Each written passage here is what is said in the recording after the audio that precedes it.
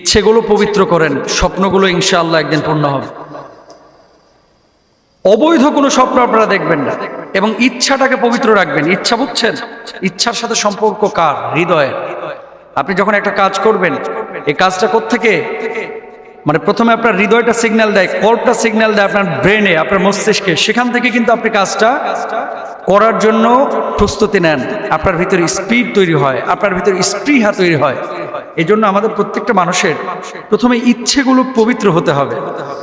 আপনি তো শুধু ইচ্ছা পোষণ করেন, বাইক কিনবেন, ইচ্ছা পোষণ করেন আমার যদি ভালো একটা গার্লফ্রেন্ড থাকতো, আমার যদি একটা ভালো বয়ফ্রেন্ড থাকতো। এগুলো কিন্তু পবিত্র ইচ্ছা না ভাই। পবিত্র ইচ্ছা কি? আমি মানুষ হব। পবিত্র ইচ্ছা কি? আমি মানুষের উপকার করব। পবিত্র ইচ্ছা কি? জীবনে কোনো মানুষের ক্ষতি করব না। পবিত্র ইচ্ছা কি?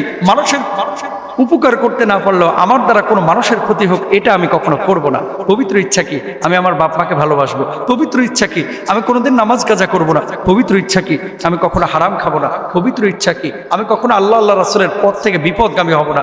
এই ধরনের ইচ্ছে করেন এবং আল্লাহর কাছে বলেন, পৃথিবীতে আপনি সব পেলেন, আল্লাহকে পাইলেন না।